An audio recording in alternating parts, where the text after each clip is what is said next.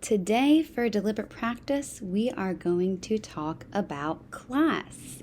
I'm sure some of you have already heard about class, and we are just going to dive right on in.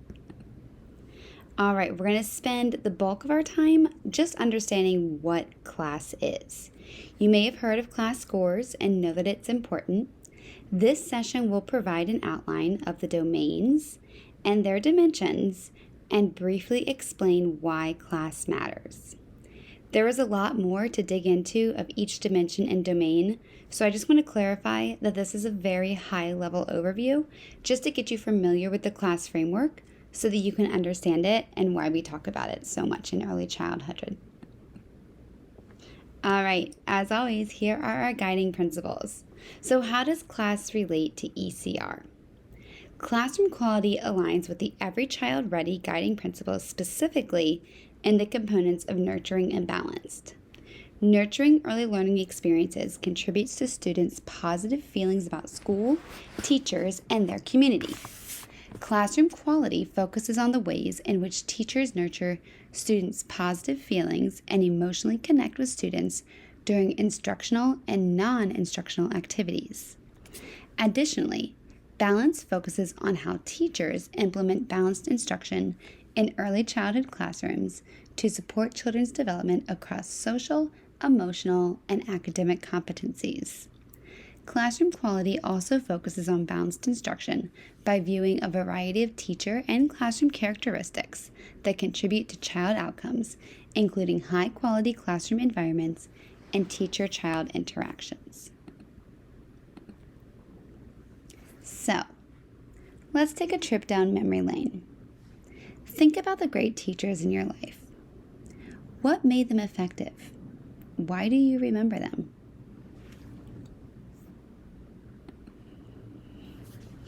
A lot goes into being an effective teacher. A teacher may be comforting, challenging, and excited about learning. Did any of the things you think go into good teaching align with any of these markers of an effective teacher? Is there anything else that you thought of? If you work at Appletree, odds are that your classroom's going to be observed. The purpose of the ECR classroom quality observations are to identify areas of strength and growth pertaining to teachers' instructional capabilities in order to inform site-based professional development workshops and one-on-one teacher coaching. These observations focus on a variety of teacher and classroom characteristics that contribute to child outcomes, including high-quality classroom environments and teacher-child interactions. Observation data are then used to support differentiated coaching opportunities from your principal and other school staff.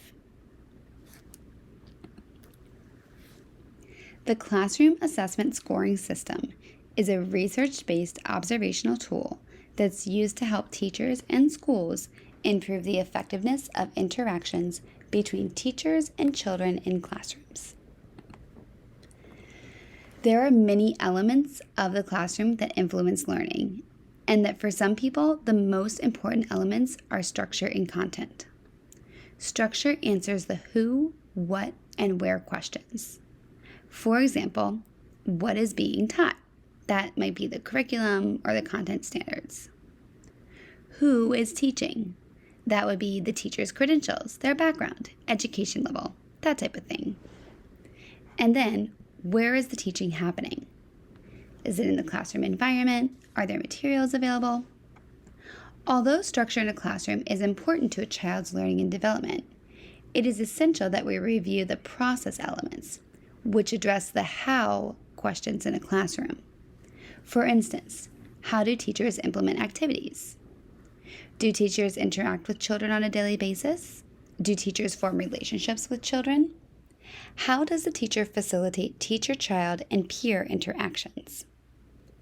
Although it is important to work with an effective curriculum, the curriculum will only be as valuable as a teacher's implementation of it. Now, class focuses on the processes features and not the structure of a classroom. Research has revealed that pre-K classrooms interactions fall into one of three broad domains: emotional support, classroom organization, and instructional support. Each domain includes multiple dimensions of effective interactions that are known to contribute to children's success in school. One potential way to think about the class framework is to think of each domain as a cube and each dimension as one side of the cube that makes up the domain. The first class domain we'll discuss is emotional support, or it might unofficially be considered the warm and fuzzy domain. Within this domain, we are looking for genuine, sincere, and caring adults. This domain is all about feelings. So let's begin thinking about this domain. What would emotional support look like in a pre-K classroom? How would you look for it in a classroom with a positive climate? How can you tell when children are comfortable in a classroom? What sorts of behaviors might indicate a teacher's regard for children's perspectives? Now, the dimensions of emotional support are positive climate, teacher sensitivity, negative climate, and regard for student perspectives. I'm going to quickly go over each of these dimensions and some of their indicators. Positive climate reflects the emotional connection between the teacher and students and among students, and the warmth, respect, and enjoyment communicated by verbal and nonverbal interactions. Within this dimension, we are looking at relationships. Do teachers and children enjoy being with one another? Are they playing well together? Is there positive effect? So are there frequent examples of smiling and laughter and enthusiasm? And is there positive communication? So are the teacher and children comfortable giving and receiving affection? And do teachers make a positive comments to children and communicate positive expectations? Finally, respect. Do teachers consistently demonstrate respect through their interactions with children, like using children's names and using polite language like please and thank you? Children that have high positive climate, there is evidence that the teacher and children enjoy being together.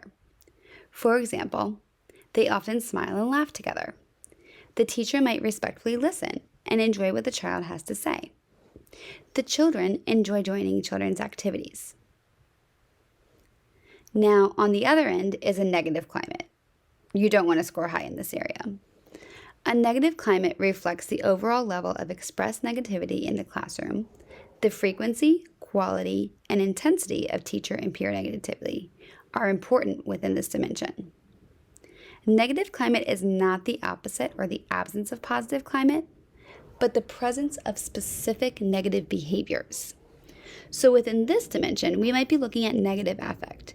Does the teacher show any irritability or anger? Punitive control. Do teachers yell or make threats? Let's hope not. And then another one is sarcasm or disrespect. So we really want to avoid anything that could be misconstrued as sarcasm, because that would be disrespectful to our young students. And of course, severe negativity, such as hitting, bullying, or victimization. We're really hoping to never see any of that in the classroom. Teacher sensitivity refers to a teacher's awareness of and responsiveness to children's cognitive and emotional needs. The sensitive teacher serves as a secure base for children, providing them with the support they need to actively explore and learn. Within this dimension, we're looking at awareness. Do they notice the lack of or understanding difficulties? Responsiveness. Does the teacher acknowledge students' emotions? And the way that they address problems. So maybe if a teacher sees that someone's upset or a child's upset, they're able to effectively address the issue so that it's no longer a problem for the child. And then, of course, student comfort is really important in this area. Are children comfortable seeking support from teachers, interacting with teachers, and participating in activities?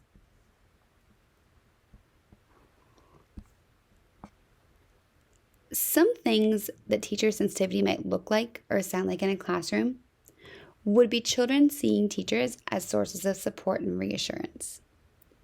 Teachers might help children feel comfortable participating in new activities and trying out new skills. This last dimension, regard for student perspectives, encompasses the degree to which a teacher shows flexibility and follows the children's lead. They also take this perspective of the child and listen to children's ideas. This looks at flexibility and student focus. Do they follow students' leads? For example, if children are talking about the snow outside, would the teacher maybe decide to take the children outside to look at the snow rather than just updating the weather chart in the classroom? Another way that they might do this is to support autonomy and leadership. So allowing students to lead lessons as much as possible. Maybe a student gets to be the song leader, or maybe they get to be the one who's in charge of choosing the party at the end of the day. Student expression is another big part of this. Does the teacher elicit ideas from students? Do they ask questions to encourage children to share their perspectives, such as, what do you think about Bear's decision? And finally, restriction of movement is a pretty big one. So teachers should allow movement and not be too rigid. If a child is wiggling around on the carpet, but they're not disrupting others, the teacher might allow this to happen.